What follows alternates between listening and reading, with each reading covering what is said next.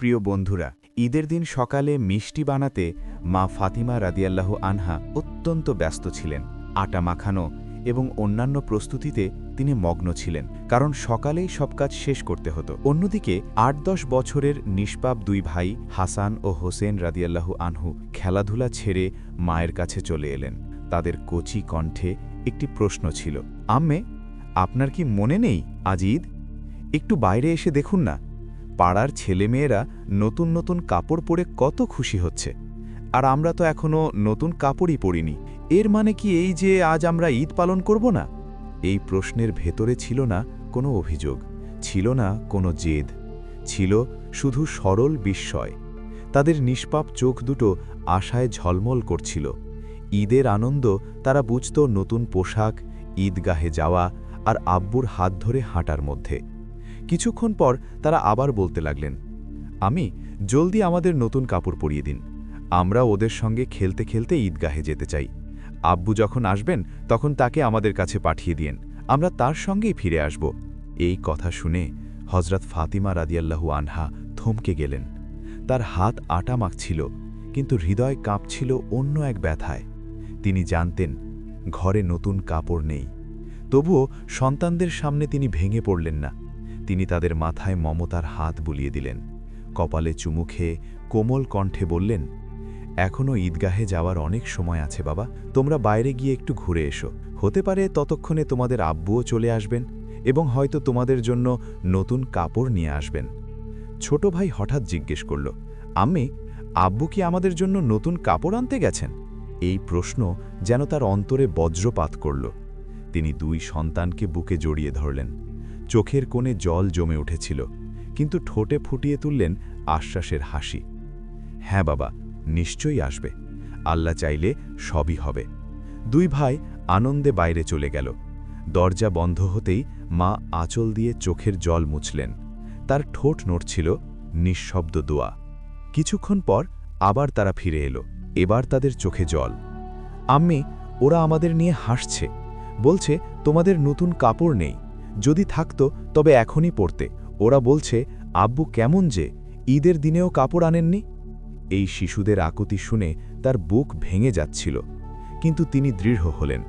বললেন, নামাজের এখনও দেরি আছে, তোমরা বাইরে গিয়ে একটু দেখে আসো, তোমাদের আব্বু কোথায় তাকে খুঁজে নিয়ে এসো, ততক্ষণে আমি সব প্রস্তুত করি। তার কণ্ঠে ছিল দৃঢ়তা, কিন্তু অন্তরে ছিল অশ্রুর ঢেউ। সন্তানরা বেরিয়ে গেলে তিনি একা বসে ভাবতে লাগলেন, আমি কিভাবে বলবো যে আজ আমাদের সামর্থ্য নেই? হে আল্লাহ, তুমি তো আমার অবস্থা জানো। তিনি জাতা পিষতে লাগলেন। জাতার ঘর্ষণের শব্দ যেন তার বুকের আর্তনাদ হয়ে উঠল। তিনি বিড়বিড় করে বলছিলেন, হে আল্লাহ, তুমি ছাড়া আমার আশ্রয় নেই, তুমি তো পরম দয়ালু, সন্তানদের মিথ্যে সান্ত্বনা দিয়ে রেখেছি, এখন তুমি নিজেই সাহায্য করো। এদিকে দুই ভাই ফিরে এলো। আম্মে, আমরা আব্বুকে খুঁজে পেলাম না। তিনি আবার বললেন, তোমরা আগে গোসল করে এসো, গোসল না করে কি কেউ ঈদগাহে যায়? এই কথা শুনে তারা খুশি হয়ে ছুটল। মা তখন সেজদায় লুটিয়ে পড়লেন, হে আল্লাহ, তুমি সব করতে পারো, তুমি সব করতে পারো। গোসল শেষে দুই ভাই ফিরে এসে ডাকতে লাগল, আম্মি, আমরা এসে গেছি। ঠিক তখন দরজায় জোরে কড়া নাড়ার শব্দ। দুই ভাই চমকে উঠল। কে?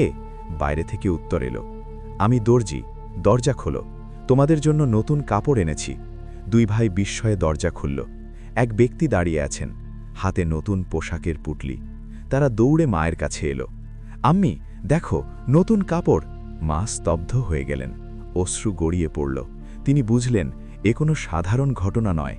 তিনি সেজদায় পড়ে বললেন, হে আল্লাহ, তোমার রহমত অপরিসীম। তিনি সন্তানদের বললেন, যাও বাবা, তাকে আমার সালাম জানাও। কিন্তু বাইরে গিয়ে তারা দেখল লোকটি ঘোড়ায় চড়ে দূরে চলে যাচ্ছেন। দূর থেকে ভেসে এলো, তোমার আম্মা ও আব্বাকে আমার সালাম দিও। মা জানালা দিয়ে তাকিয়ে দেখলেন এক জ্যোতির্ময় পুরুষ আকাশের দিকে উড়ে যাচ্ছেন। সেই দৃশ্য দেখে তার অন্তর কেঁপে উঠল। তিনি বুঝলেন এই আল্লাহর বিশেষ অনুগ্রহ। ঠিক তখনই ঘরে প্রবেশ করলেন হযরত আলী রাদিয়াল্লাহু। দুই সন্তানকে নতুন পোশাকে দেখে তিনি বিস্মিত। এ কি, এই পোশাক কোথা থেকে এলো? মা সব ঘটনা খুলে বললেন। সব শুনে তিনি সেজদায় পড়ে গেলেন। হে আল্লাহ, তুমি মহান, এরপর তিনি বললেন, তুমি কি জানো তিনি কে ছিলেন? মা বললেন, আমার বিশ্বাস তিনি আল্লাহর কোনো ফেরেশতা। হজরত আলী রাদিয়াল্লাহু বললেন, হ্যাঁ, তিনি আর কেউ নন, তিনি ছিলেন হজরত জিবরাইল আলাইহিসসালাম। এই কথা শুনে ঘর ভরে উঠল আল্লাহু আকবার ধ্বনিতে। হজরত হাসান রাদিয়াল্লাহু ও হজরত হুসাইন রাদিয়াল্লাহু সেজদায় লুটিয়ে পড়লেন। তাদের ছোট্ট হৃদয়ে গেঁথে গেল এক শিক্ষা, আল্লাহর ওপর ভরসা কখনো ব্যর্থ হয় না। সন্তানদের নতুন কাপড় পরাতে পরাতে মা বললেন, বাবা, মনে রেখো, এক মুহূর্তের জন্য আল্লাহকে ভুলো না। যে আল্লাহকে মনে রাখে সে কখনো বিপদে পড়ে না। এই শিক্ষা শুধু সেই দিনের জন্য নয়, সমস্ত উম্মার জন্য এক অনন্ত দিক নির্দেশনা। প্রিয় বন্ধুরা, এই ঘটনা আমাদের শেখায় দারিদ্র্য লজ্জার নয়, আল্লাহর প্রতি অবিশ্বাসী লজ্জার।